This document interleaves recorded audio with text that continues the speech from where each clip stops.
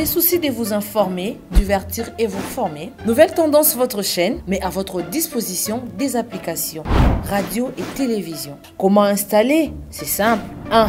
Rendez-vous sur Play Store ou App Store. Tapez TVNT pour la télévision et RNTFM pour la radio. Pour répondre à vos préoccupations, contactez les bureaux. Merci pour votre acte de bienveillance. C'est compliqué, en fait, Abraham... Merci, Banakin, Bana monde entier. Merci bien-être. Sougala café, le logo, na mêlé logo, mais le logo est à ma baie. Il y a bien pour la panne technique, mais quand ça les langues on a ma bête, ça les langues pour la maman. La célibataire to lingi binoate. So maga boma mukolo bala. Pourtant so ba produire en soute. Merci bien-être yango yo. Lukango benga ndekonanga alendele yé mutu ayebi esika ko fournir yo autant que tu veux, $35. Eze belé na kati. Sobo melika moko de jo ka bien. Mais hémorroïdes banini tout ça. Bilialia, vanda musala banini et réparer au système ya break et réparer au fonctionnement ya break de break donc et son fonctionnement ya bien. To comme ba congolais toujours gagner ba match. On va défaite, pas technique en plein match, c'est pas bon. Zongela et loco. Nana c'est éviter de dire surtout ba pasteur, bodingo mela boyawa. Bobenga pena alendele un numéro naé pour bobenga pour bozo loko. C'est important. Traitement poison anti-poison yango yo. Ne ba mususu meli yango avant kende obima. O melango. Ça des jours atabati le loko. Moi cuire mon corps c'est bon. Oyo pe anti-poison. Donc soko ata izana kati et longolango. Alendele mikolo som. Nabité mindele yango ba pese biloko ba udia. Po biloko yango bendeza solo Mikolo bachaka poison à toi famille te à tous problème na mututé jalousie car donc ba produit en wana y anti poison oyo pe anti poison donc benga alendele à partir na ye ayibindeni oya ozwango nzambe na nga pambola bino mi batela mboke komi biete bato ba komi na jalousie oyo tozo comprendre de souté bana mike bazo kufa mikolo bazo kufa ba otiana bana bébé ba poison donc toujours zala nanti na ndenga na nga na ndako c'est bon. Que Dieu vous bénisse.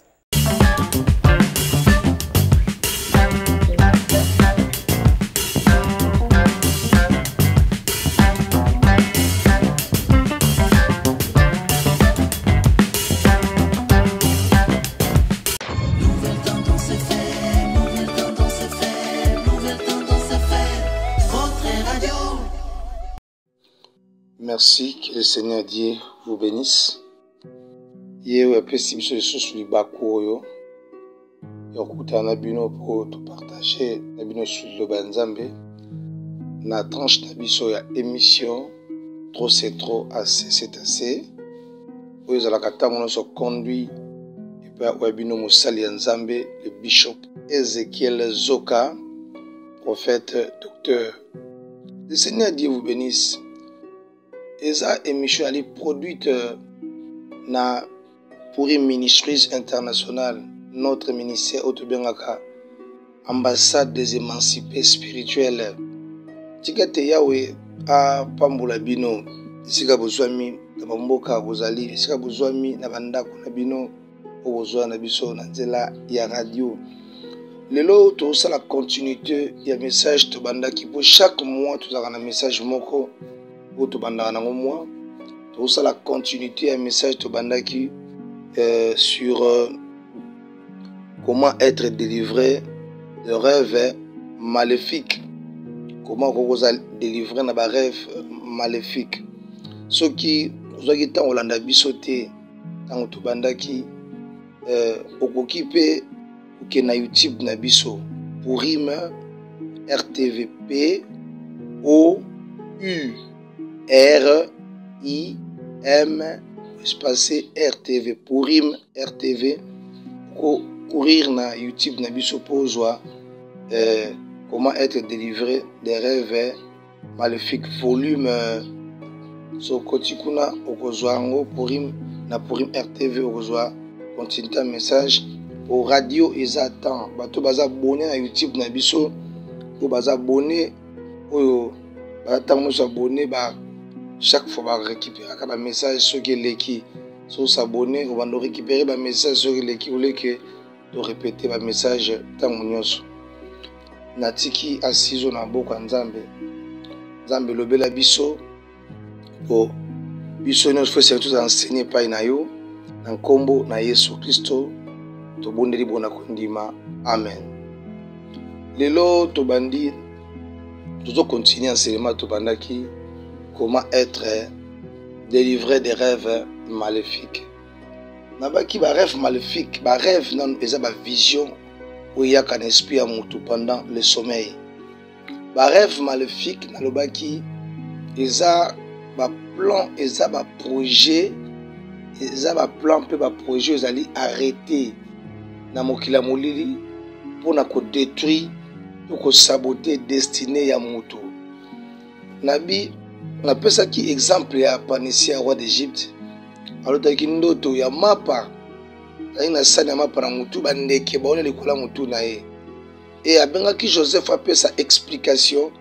Joseph abaki 3 sani ya mapa oyo elakisi 3 jours. 3 jours Pharaon akobimisa na prison pe akokata mutu na yo akopesa ngo na bandeke. Tala ndoto o alotaki ndoto ekashaki une signification moko sens moko mabe interprétation moko mabe à cause ya interprétation to sens mabe o ndoto ekashaki avenir ya Panisia roi d'Égypte ezalaki détruit nalobaki moto nyonso azo négliger ba rêve akozala surpris d'une manière désagréable ndenge ba plan musu ba makambo so mabe kokoma na vie d'une manière brutale. C'est ce que j'avais dit. Mais l'autre zolobela sur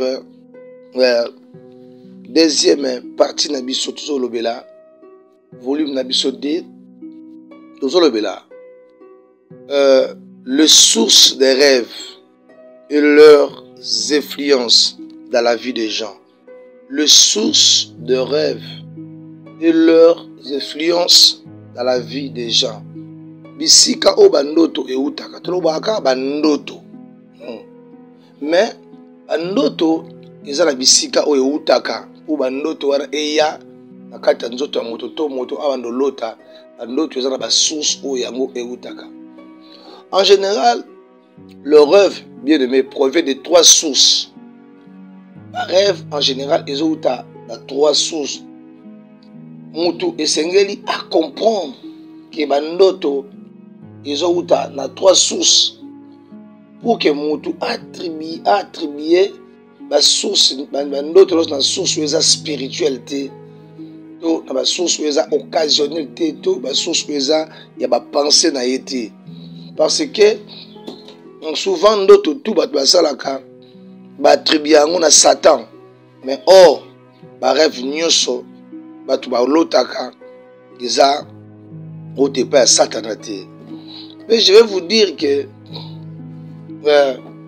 nakata ba rêve ndoto on néglige zati et tous les 3 sources on ndoto zo utela zo bimela toutes ces 3 sources sont importantes tout au long il y a explication na biso ya message toko mekako éclaircir yango.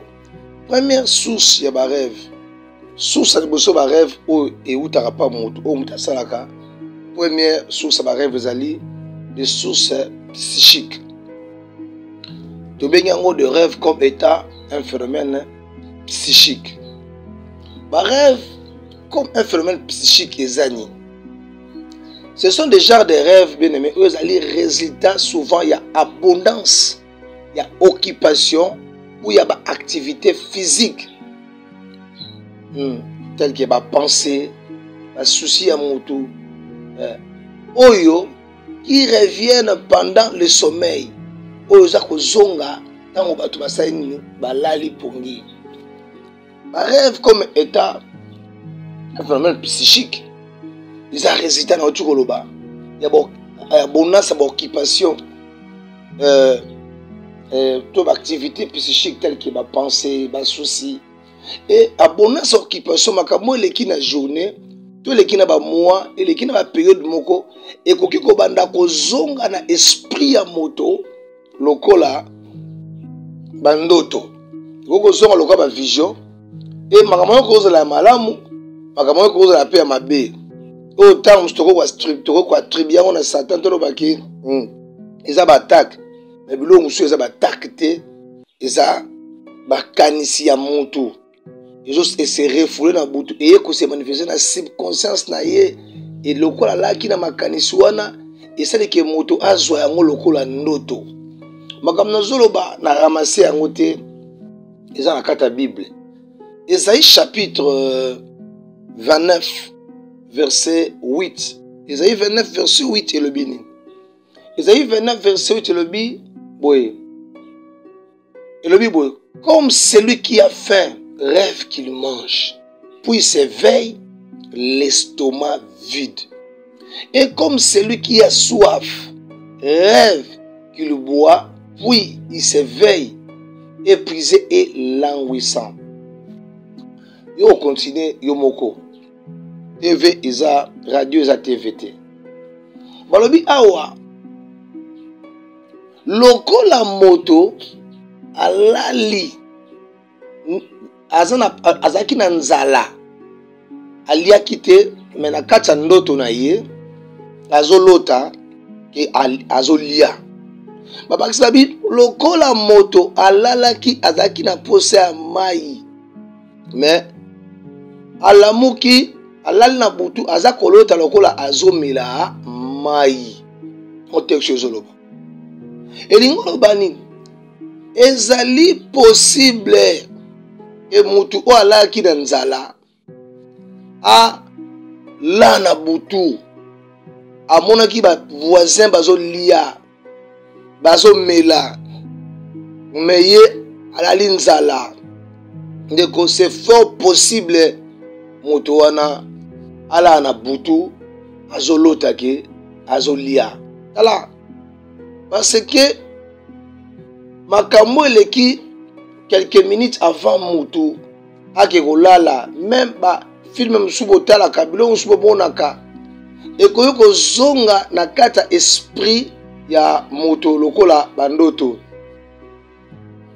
yango lingolo bake eza influence ya kindoki te soki mutu alali aloti azolia lingo bate directement ke mutu wana baza ko initier na kindoki ndeko esengeli pe oyeba état oyo passion alaki nango état o mutu aloti ndoto alaki nango ndeko eloko eza ko préoccuper mutu eloko oyo ekomi ko koma souci ya vie ya moto tikana bisayo ekoki pe ko bana ko zonga ka lokola bandoto kwaye ke eza ba révélation mais eza ba révélation te eza ba abondance ya occupation et cela ekoki nécessairement ko zonga pe ko entraîner ba rêve moko oyo dali influencer na nzela ya ba pensée ya moto yango pona ko interpréter un rêve esenga yo o requérir o conquérir olinga oyeba ba réalité socio oyo rêveur to moto azolota olika nango moko pona ko limwa même noto fo bana ko tuna moto makambo par rapport ya ndoto wana période azolekisa ekope ko influencer rêve na ye napesa exemple moko mwasi azalaki na libala mwasi azalaki na libala vandaka na libala azalaki na libala vraiment aza libala très bien maman mobali aboye mobali abenganya libala mobali ekota libala esika mosusu asundu na bana c'est fort possible tant mwasi azokata nde bazalaki na mobali na ye ezonga na esprit na ye pe lokola bandoto c'est fort possible quand elle pense ces histoires et bana kozonga na kata esprit ya mwasi oyo lokola bandoto mais lokola bandoto nzambe lokola bandoto ba mari de nuit ba femme de nuit ba siming bazana ba problème ba déception ba problème ya ba blessures intérieures ba mbetali mabala souvent basala bandoto pe ya ba o to benga o bandoto ya ba couplement bandoto ya ba relation sexuelle souvent bazaka confronté na genre ba rêve wana Ça ne veut pas dire directement que baza na milima mabe. Et monsieur a problème psychique. Il rêve de annoncer que cet homme dans son psychique, il a un problème. Oh, faut au sungaye. Ce qu'on suit Bible, version Darby de poche ou amouké. Dans Ecclésiaste chapitre 5, verset 2, Tobe de poche. Et le Bible version E. En effet, plus qu'on a des soucis, plus qu'on risque de prononcer des propos irréfléchis. Et de même qu'on a des soucis, plus qu'on risque d'avoir des mauvais rêves.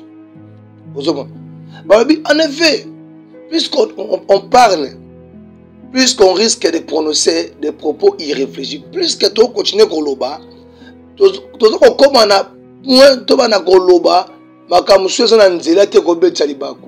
mais bakiti dans le monde à subconscience.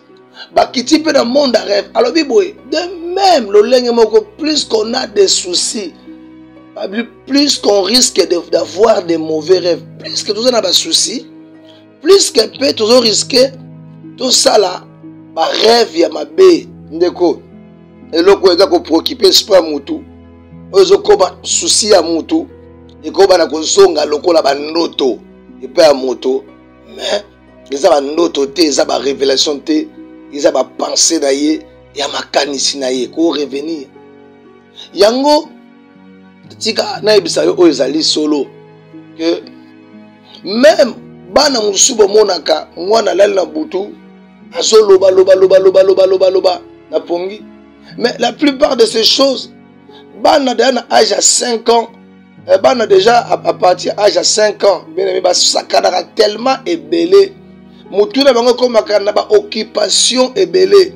C'est fort possible que mwana a lala na butu abanda koloba. Soki mwana lali na butu azoloba makambu. Ilingoloba te automatiquement que mwana ndenga loba na butu aza ndoki. Non, bien aimé.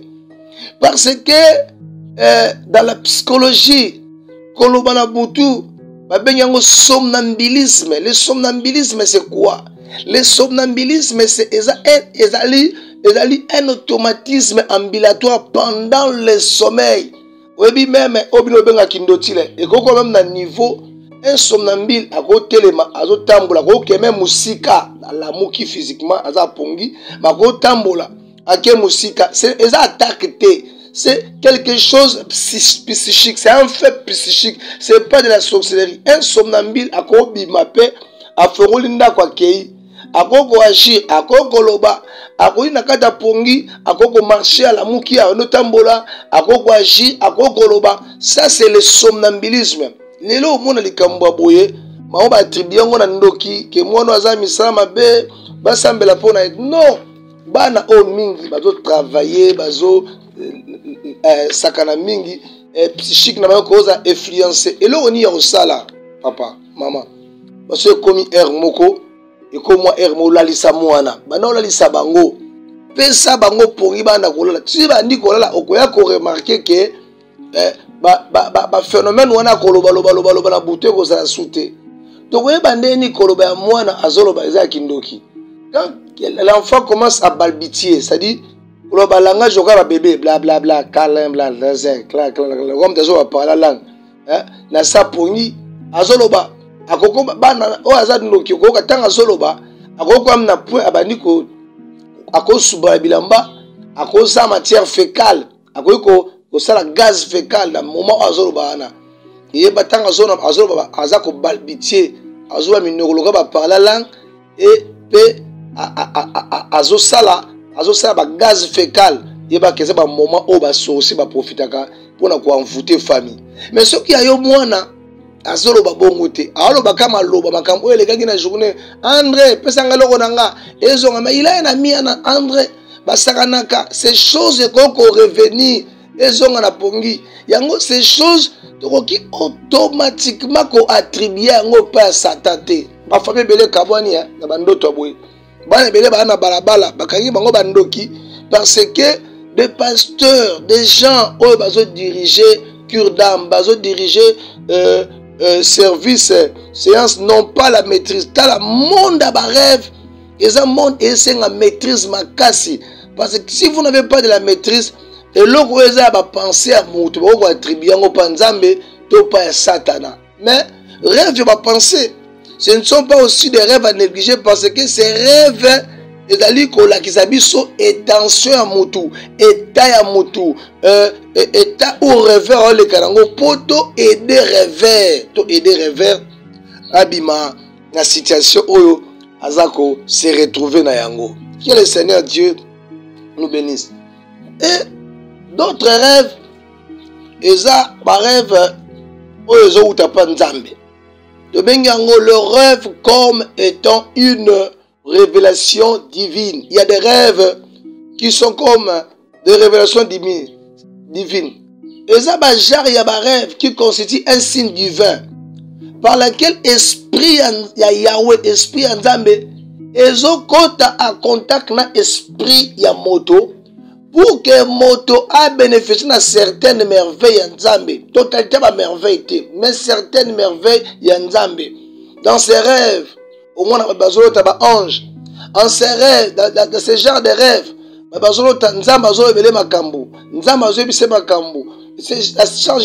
genre de rêves, les rêves, eux ont constitué un signe divin. Au espoir moto kota contact na molimo nzambe pour moto bénéficier na certaines mystères ya nzambe. Et il peut constituer aussi une sorte de théophanie oyo nzambe azako révéler un message divin. Donc mona takata bandoto mutazo ta pasteur azolo belai. Tala soki na ndoto rozo ta pasteur ayo biso likambu. Et tout pasteur ayako secourir na ndoto. Nangana biso eza pasteur te. Eza nzambe. Mais nzambe akoko utiliser théophanie na ye, akoko forme humaine pour révéler yo, donc on se communiquer na yo. Tellement nzambe ayebi ke ondimela pasteur na yo mingi. Et nzambe akoki kozwa image ya pasteur na yo pour aya ko lobela yo, pour se communiquer, ko transmettre yo message na ye. Bandoto oyo bien-aimé, bandoto oyo eza bandoto ezaka ba don te. Il n'existe pas un don qu'on appelle un rêve. Mais ba rêve bien-aimé, eza ba moyen o nzambe a utilisaka pona ko lobela biso. Un rêve eza moyen o nzambe utilisaka pona ko manifester ba don. Moko ba moyen nzambe utilisaka pona ko manifester pa na biso ba don ya révélation telle que parole de connaissance, discernement des esprits, prophétie. Donc, nzamba kolo bani loko, mais ça parole de connaissance, kolo te loko mona ndoto, mais ça une parole de connaissance. Okoyiko lota ndoto, mais ça une discernement. Okoko lota ndoto, mais ça une prophétie. O nzamba zo pesa yo, yango bien-aimé. Yango bien-aimé nzamba sunga biso to comprendre makambo. Rêve ça signe peut se confirmer que parole, rêve ça signe, rêve divin ça signe se confirmer que la parole de Dieu est réelle parce que Belobaki à mon nom vous chasserez les démons. Non, Joël chapitre 2 verset de Belobaki. Dans le dernier jour, je répandrai de mon esprit sur toute chair. Abi vos fils et vos filles prophétiseront. Abi les veillards auront des songes. Comment dit? Auront des songes, auront des rêves. Donc, avoir un rêve est un signe divin. Eux ont confirmé Bissopé, quand ils reçoivent des rêves divins, c'est aussi un signe divin qui nous confirme que la parole de Dieu est véridique. Eux, le baki, tu reçois bandoto. Ba rêve oyo, il n'y a pas mutupona nini. Nzamba lobi na livre Nombre chapitre 12 verset 6. Abi soki na kolobaka na prophète na ngai to na mosali na ngai moko alobi na nzela nde ya ndoto nde ngai na ko se communiquer na ye. C'est ce que dit la Bible. Soki ndoto euti pa nzambe. Ndoto wana soki euti pa nzambe ya liboso eyaka ekomema calme na kati ya esprit ya mutu. Ekoya komema calme pe ouverture ya esprit pe ya mutu pe clarité d'esprit pe ya mutu. Mais soki ndoto wana oyo euti epai ya nzambe mutu abosani yango aoublier yango, esprit ya mutu wana ekokontinue na kozala calme te, ekobanda kozala agité jusqu'à ce que akokomprendre le sens ya ndoto wana. Yango omona bato bi na Bible oyo nzambe apesaki ba vision, apesa ba ndoto oyo babosana olimo na bango ezalaki calme te. Bazalaki même prêt à koboma toute une nation, koboma toute une assemblée, koboma même ba conseiller na bango pour ka baye ba signification totina ya ndoto wana. Soki nzambe apiso pesa biso ba ndoto, nzambe aso kolbeso na ba ndoto eza pona nini? Ba ndoto euta pa nzambe eyaka na vie na biso pona kosala nini? Ya liboso eye pona ko rassurer via mutu, ko rassurer yo. Nzambe azo révéler makampo a rassurer yo. Nzambe azo révéler makana ba ndoto, bien aimé encore pour a encourager yo. Nzambe azo révéler makambo pour a réconforter yo. Omona ke ko échouer te malgré makambo ndezo leka e ko simba kaka yango nzambe azo na ba ndoto. Makambo nzambe amonisaka yo eza pona ko réconforter yo oyeba ke malgré des combats, malgré tout ce que tu passes, eko simba, eko échoué te. Nangné biso, malgré bitumbo zoleka, bandoto zolota, eza nzambe mutazoya, pona kwe biso ke ndeko eko simba. C'est qui suit bandoto wane zoya, encore, pour nous donner et nous indiquer la voie à suivre. Et donc pona ko aider biso, pe ko laksa biso, banzela oyo esengeli na biso tosala nini tolanda. Ezoya po guider biso, ezoya po exhorter biso, ezoya po corriger biso, ezoya po dévoiler biso à venir et dévoiler biso lobi, ezoya po révéler biso dessein plan ya nzambe na kati ya bomo na biso. Dieu il a un plan merveilleux pour nous, mais dans ba rêve divin to ba rêve outi pa nzambe akoko leka na nzia nango pona ko révéler biso ba plan na. Vous avez un plan de Dieu, bien-aimé. Dieu a arrêté quelque chose pour toi. Bible dit, je connais les projets que j'ai formés sur vous. Habite non les projets de malheur, mais les projets de paix pour vous donner une avenir et de l'espérance. Bien-aimé, cet avenir, Dieu peut te le révéler par un rêve. Cet avenir, Joseph Amona Kiango, Nzamba Komunisongo, Nandela rêve pour rassurer vie na yo, rassurer destinée na yo, Nzamba Koko Leka, Nandela Yadoto pour Nzamba Lobela yo. Et troisième source de rêve, Tozo Bengango, le rêve comme étant une manifestation de force surnaturelle occulte. Bah rêve comme étant une manifestation de force surnaturelle occulte, to ba rêve to benga des rêves sataniques. Eza nini? Eza ba genre ya ba rêve pour liko constituer un signe ya manifestation ya ba action satanique. O par laquelle molimo ya moto ezo kota a contact na ba démon, na ba esprit humain. Bien aimé, olimo motali ko kota a contact na ba démon, na ba esprit humain. Ezo kota a contact, bien aimé, esprit mte kota contact pour te moto a kota en relation to en communion na ba réalité oyo tali ko passer na monde ya ténèbres. Omona mutu abala te azola na butu, azolota ki azaka na bana abota kana ndaku kana mobali biloko wana bien aimé ozomona eza nde molimo ya mutu eza molimo ya moto ezozala connecté na ba réalité ya mokili ya milimo po moto ya mokili ya milimo mabe ya monde ya ténèbres po moto akota en relation to en communion. Yango Jacob azoloba na livre Genèse chapitre 49. Si tu descends en bas, Abi, que mon esprit n'entre pas, que mon âme n'entre pas dans l'air conciliable, que mon esprit ne s'unisse pas dans l'air ensemble.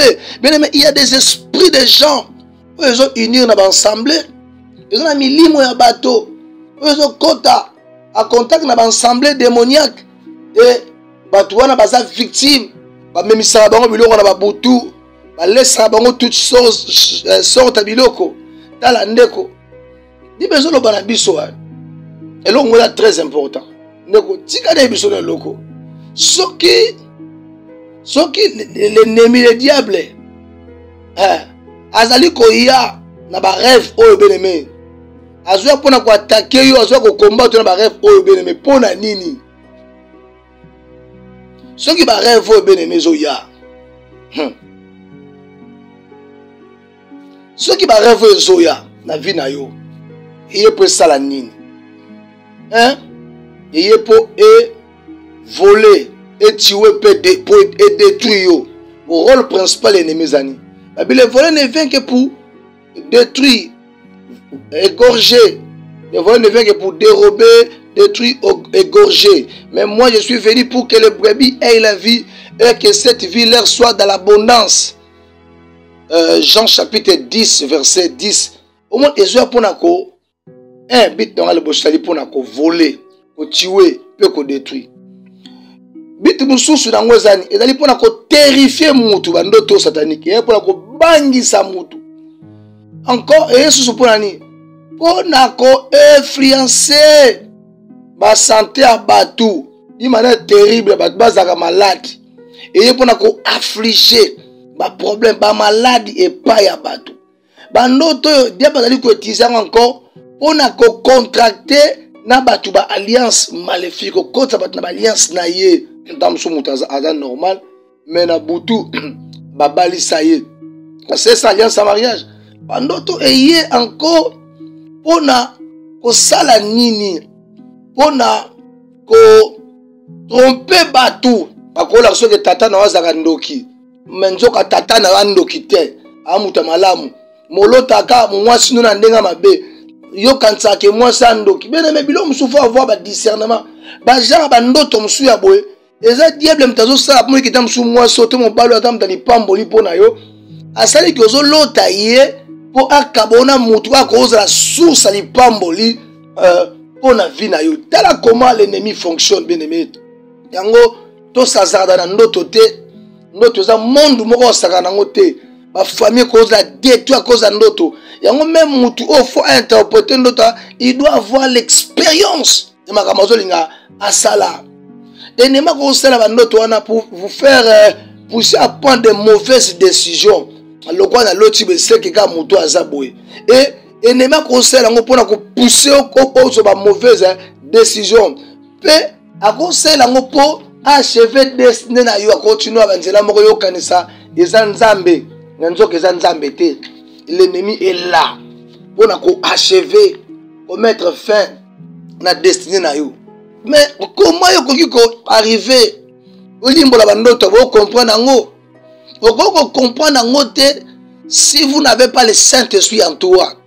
Mais pour que le Saint-Esprit aille pas na yo aille ko vanda et pas na yo bien aimé et sengeli yo oyamba Yesu lokola mokonzi pe mobikisi on a bon moina yo bibolobi moto oyo azali charnel akoki ko comprendre makambo ya molimo te parce que les choses wana babi eza na molimo nde baza ko juger yango. Tu ne peux pas prendre tes idées le risque d'interpréter un rêve si le Saint-Esprit aille en aide te pas sunga yo pour que le Saint-Esprit aille en aide pas sunga yo.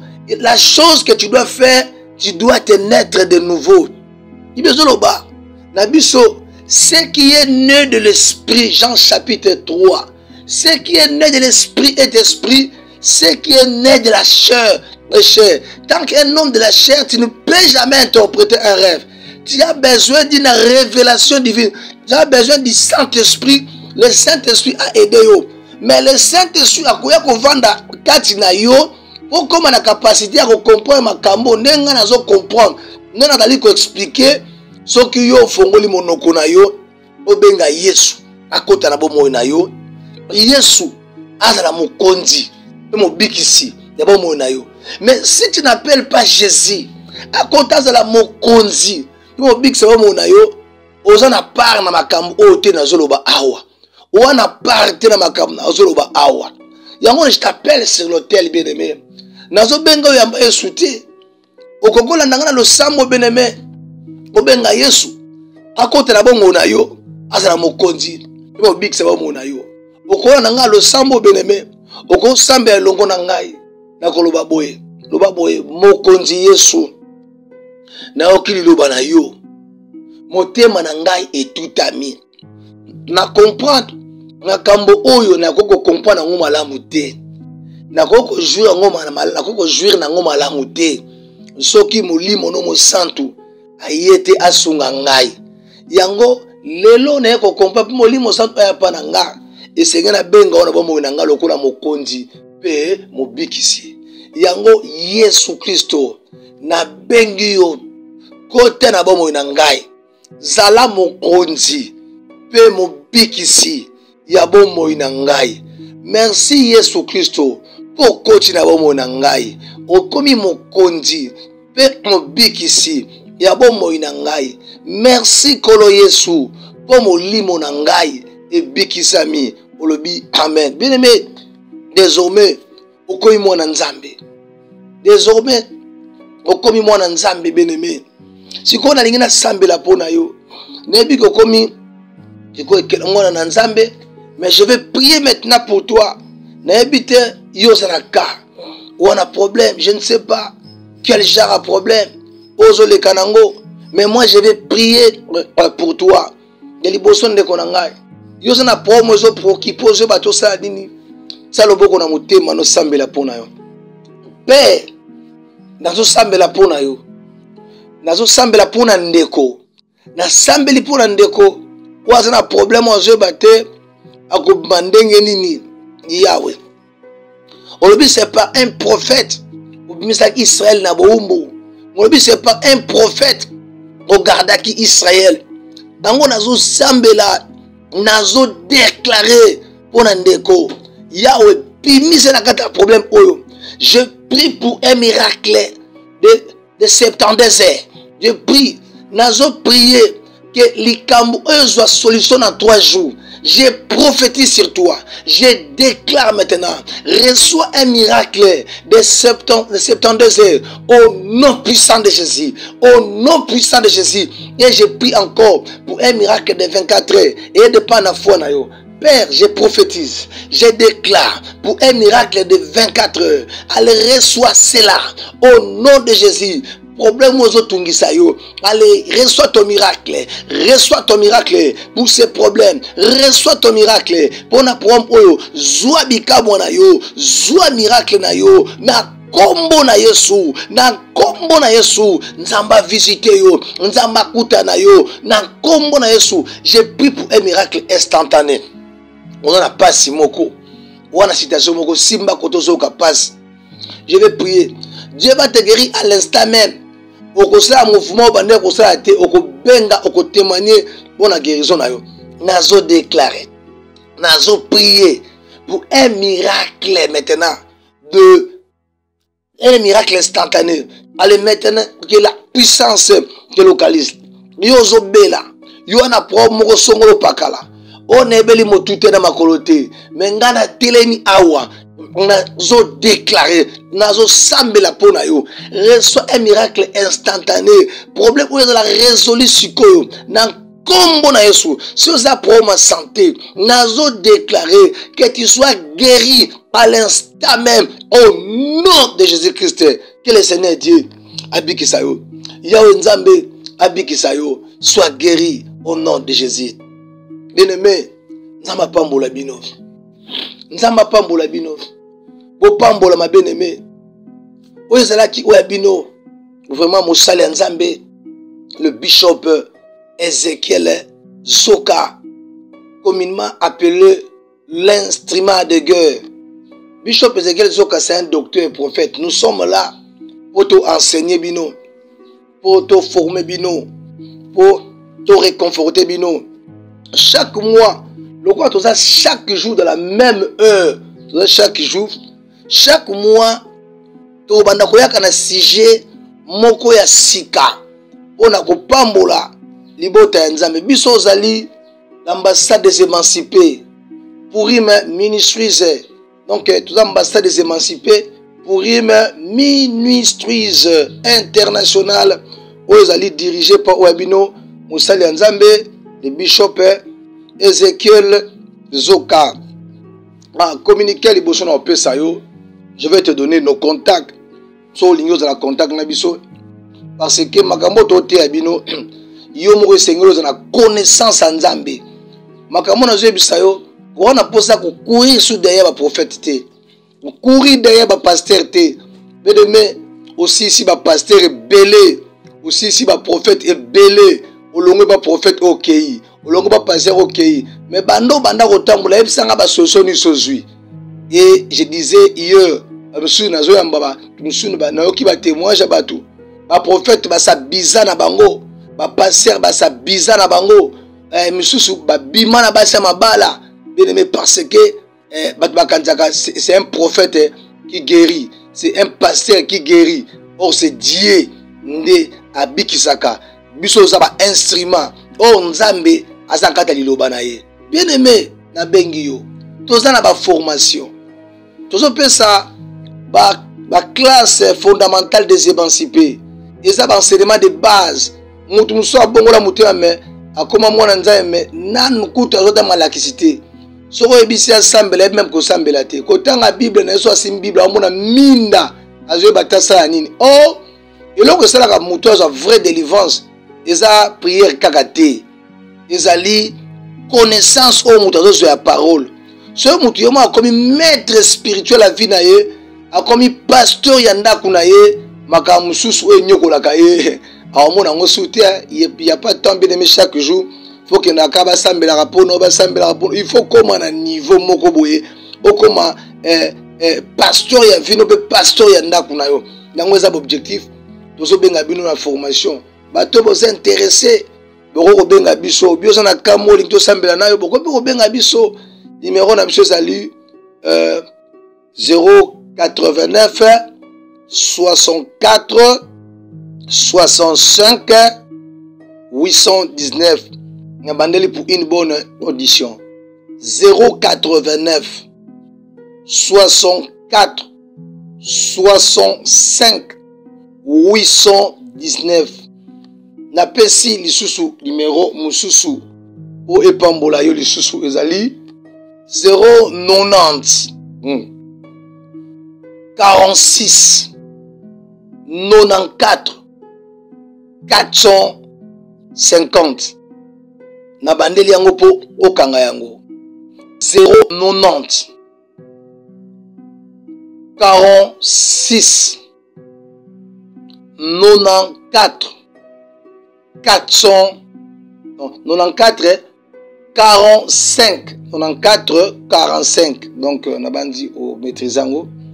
Ce qui suit, numéro monsieur Zali 081 34 50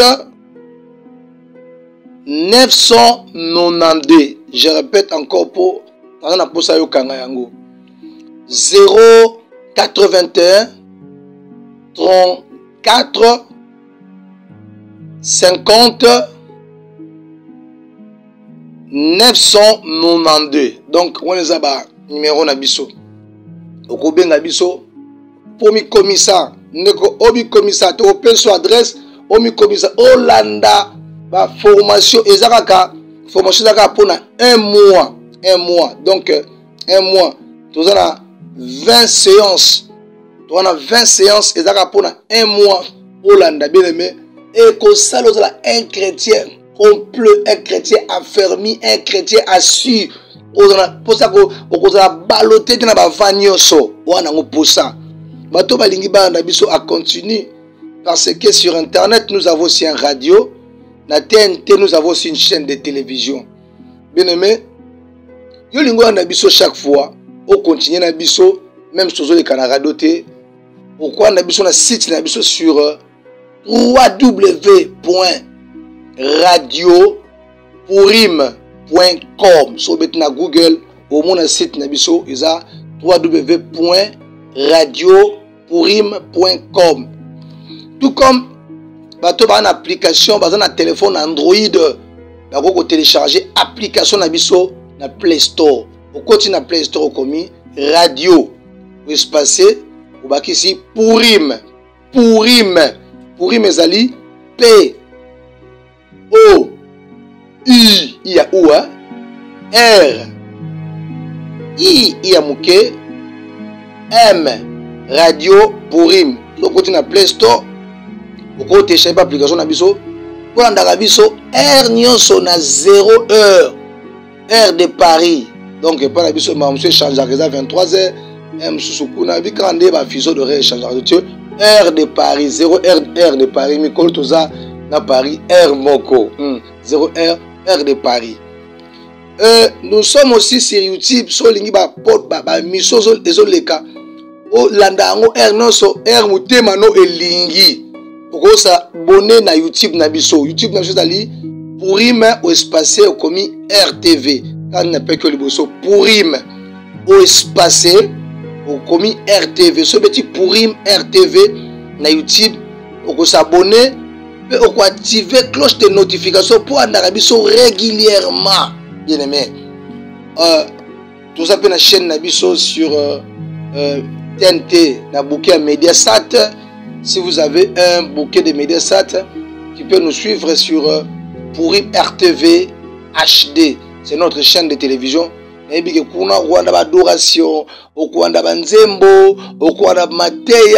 y a plusieurs basali. Il y a Nzambe. Il y a Nzambe. Apambola bino, moi qui va communiquer na biso. Ce qui sont azongite, ayete bien aimé. Torokuta les sous mbala sima. Na émission na biso oyo trop c'est trop, assez c'est assez.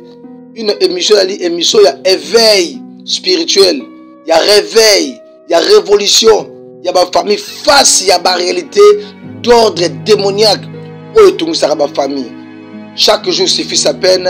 Yo Nzambe apambola bino tokutani lisusu lobi dans la même heure. Bye bye bye bye.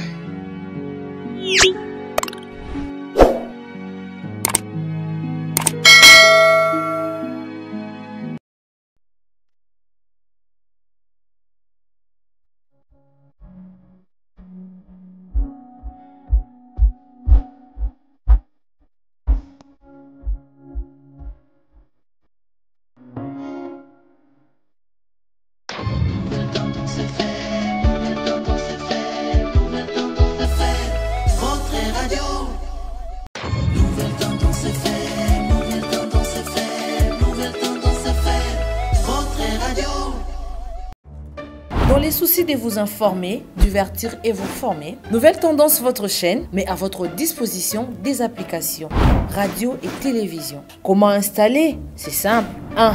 Rendez-vous sur Play Store ou App Store. Tapez TVNT pour la télévision et RNTFM pour la radio. Pour répondre à vos préoccupations, contactez les bureaux. Merci pour votre acte de bienveillance. C'est compliqué, mais en fait, Abraham... Merci, Banakin, Bana monde entier. Maxi bien-être. Sougala café, le logo, na mêlé logo, mais le logo est amabé. Il y a bien pour la panne technique, mais quand ça les langues on a n'enga amabé, ça les langues pour la maman. La célibataire to lingi bino ate. So maga boma mukolo bala. Pourtant mzo ba produire en autre soute. Maxi bien-être yango yo. Lukango benga ndekonanga alendele yé mutu ayebi esika ko fournir yo autant que tu veux $35. Eze belé na kati. Sobo melika moko de jo ga bien. Be hémorroïdes banini tout ça. Bilia lia, vanda musala banini et réparer yo système ya break. Et réparer le fonctionnement. Fonctionnement, il y a break de break, donc il peut son fonctionnement bien. tokomi ba Congolais toujours gagné ba match. Oza ba défaite, pas technique en plein match, c'est pas bon. Zongela eloko. Nana c'est éviter de dire surtout ba pasteur, bodingo mela boyawa. Bo benga pena alendele na numéro na e po bo benga po bo zeloko. C'est important. Traitement poison anti-poison yango yo. Mais ba mususu meli yango avant kende obima. O melango. Ça a des jours ata batie le loko. Moi cuire mon corps c'est bon. Oyopé anti-poison. Donc ce que ata ezana kati et longolango. Alendele mikolo somme. N'habité mindele yango ba pese biloko ba udia. Po biloko yango bendeza ya solo mikolo ba tchaka poison à toi famille te à toi ça problème na mututé jalousie car donc ba produit yango na anti-poison oyopé anti-poison. Donc benga alendele à partir na ye ayibindeni oya ozwango. Nzambe na nga pambola bino mi batela mboke komi biete bato bakomi na jalousie oyo tozo comprendre de souté bana mike bazo kufa mikolo bazo kufa baotiana bana bébé ba poisson. Donc toujours zala nanti na ndengana nga na ndako c'est bon. Que Dieu vous bénisse.